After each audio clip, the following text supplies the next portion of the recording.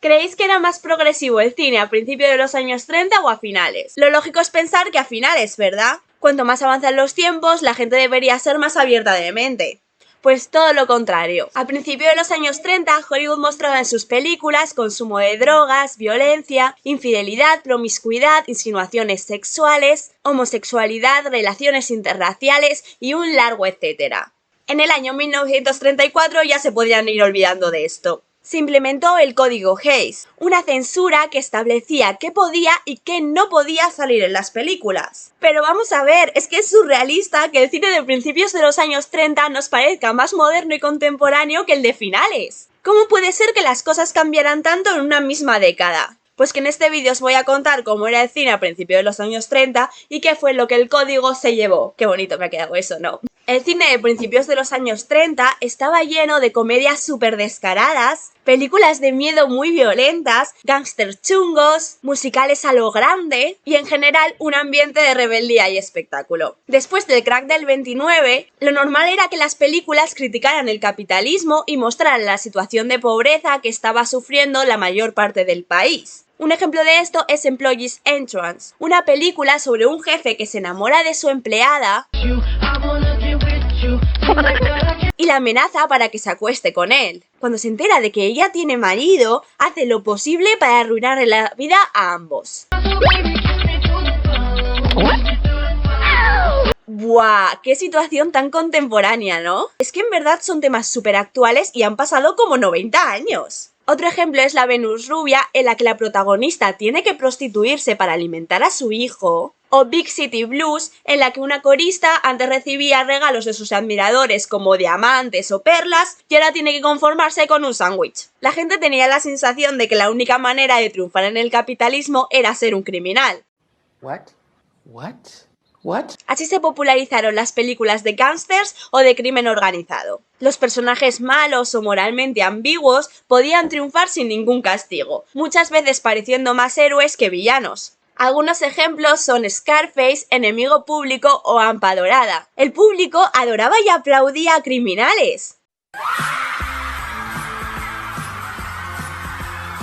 Incluso algunos gángsters reales se llegaron a convertir en celebridades. Por ejemplo, Al Capone, que salía incluso en portadas de revista. Las películas estaban llenas de protagonistas femeninas fuertes que se aprovechaban de los hombres como querían. Talented, brilliant, incredible, amazing. Eran mujeres sofisticadas, con ropas sugerentes, que vivían aventuras y que contradecían la idea de que las mujeres no podían disfrutar de su sexualidad. Por ejemplo, Red-Headed Woman, una película sobre una secretaria que seduce a hombres cada vez más ricos para mejorar su situación financiera cada vez más y más. Pero del tipo de que empieza a ser una secretaria, seduce a su jefe, pero luego conoce a un hombre más rico y es como, bueno, yo me voy con este, no pierde el tiempo. Otro ejemplo eran las famosas películas de Mae West, una actriz y guionista que interpretaba siempre el papel de la mujer fatal. Mae West tenía 40 años cuando triunfó en Hollywood. No era la típica jovencita ingenua, era una mujer empoderada que hacía lo que quería y que disfrutaba de su sexualidad. Mae West era famosa por sus diálogos pícaros que siempre tenían un doble sentido sexual.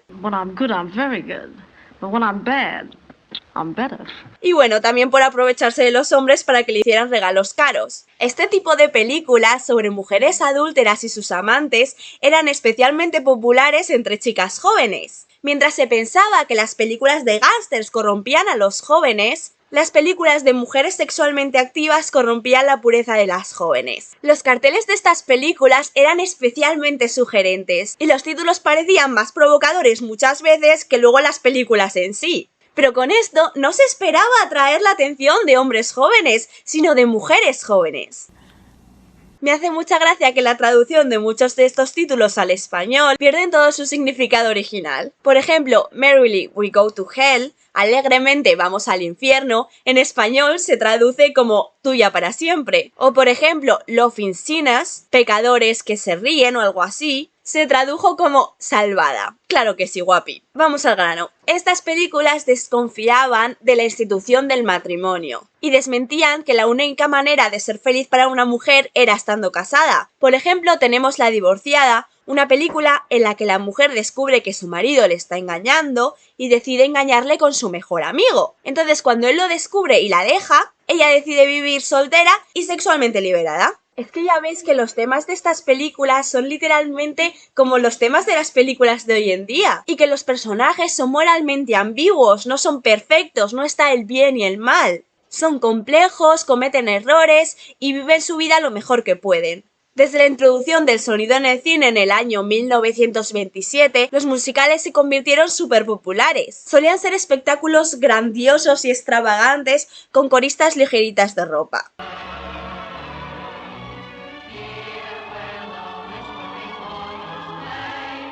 Y como no, tenemos que hablar del cine de terror. Se solían hacer películas sobre monstruos clásicos como Frankenstein, Drácula o Jekyll y Mr. Hyde. En estas películas el terror estaba íntimamente ligado a la sexualidad. Una de las películas de terror más originales y más revolucionarias de la época fue Freaks. La película presenta a unos artistas de circo con varias deformidades que la sociedad considera como monstruos, pero que en realidad son mejores personas que la trapecista o el hombre forzudo, que son mucho más normativos.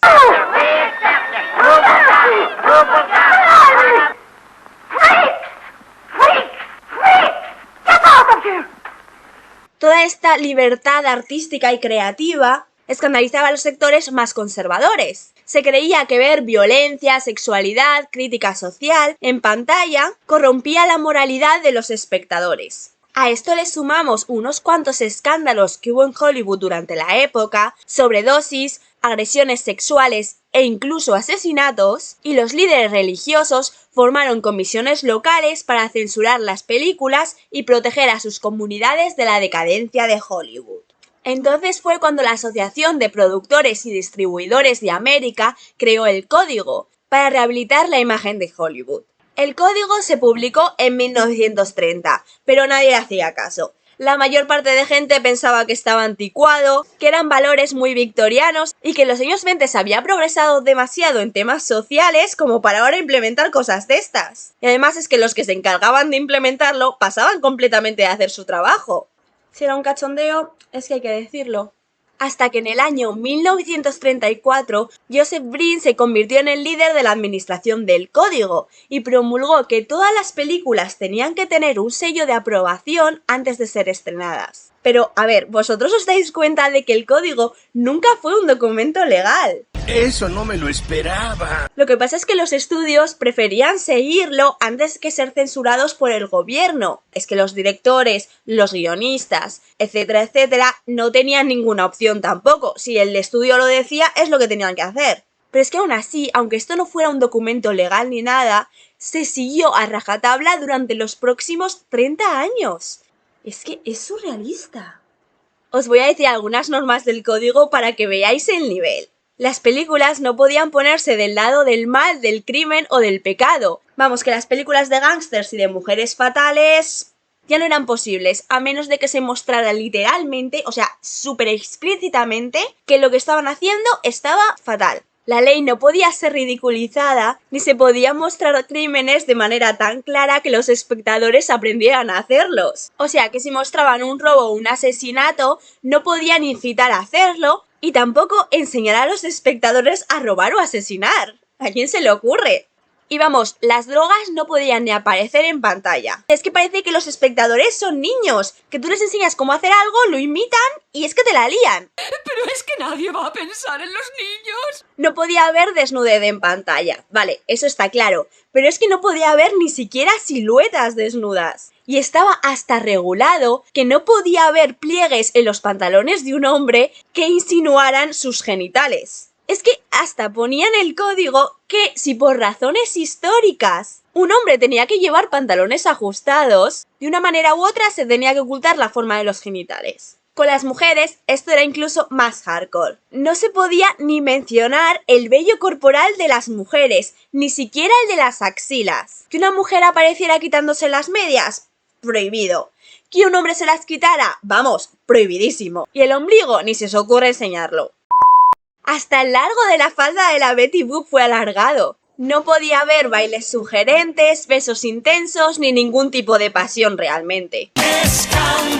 Se recomendaba que los matrimonios durmieran en camas separadas, y en caso de no hacerlo, no podían estar en la cama al mismo tiempo en pantalla. Me pregunto si vendrá de aquí que los abuelos siempre duerman en camas separadas. El adulterio nunca podía parecer atractivo. No podía haber parejas interraciales y mucho menos homosexuales. No se podía criticar a la religión, ni mostrar al clero como capaces de un crimen. Perdón, es que me entra la risa. No.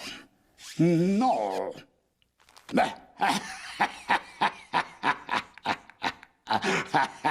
No. Y ojo con esta, ¿eh? La copulación entre un hombre y un cadáver queda prohibida. Y si se muestra un cadáver, no puede parecer sexualmente atractivo. ¿Pero en qué mente cabe? Las heridas deben mostrar un mínimo de sangre. Vamos, que del gore ya ni hablamos. El código hizo que muchos actores y directores de la época encontraran difícil adaptarse a la nueva situación, sobre todo aquellos que tenían una imagen más provocadora. Esto no significa que las películas de repente dejaran de tener violencia, crimen o sexo. Significa que tenían que hacerlo detrás de las cámaras, con dobles sentidos en el guión y cosas súper rebuscadas. Algunas películas a partir del año 1934 realmente es que les tenían que dar un premio por originalidad de lo bien que esconden este tipo de cosas. Una tendencia súper común en la comedia romántica de esta época es la screwball comedy, la comedia física. En vez de resolver la tensión sexual en el dormitorio, como se hacía antes del código, los personajes se caen, se dan golpes, y así pueden tocarse de una manera que el código no restringía. Y aquí comenzó una etapa de Hollywood que no terminaría hasta finales de los años 50. Con la televisión, la popularidad de películas extranjeras que eran muchísimo más abiertas de mente que las americanas, y con que algunos directores se dieron cuenta que a veces les daba hasta más popularidad ser rechazados por el código. Así que eso es todo, espero que os haya gustado el vídeo. Me ha gustado mucho compartir esto con vosotros porque es algo que he dado hasta la saciedad en la carrera y de verdad me parece súper interesante hasta qué punto puede afectar a las películas, los debates sociales que tienen lugar en la vida real. Bueno, así que darle like, suscribiros, enrollaos un poquito y recordad que si mostráis un cadáver no puede parecer sexualmente atractivo, que la tenemos.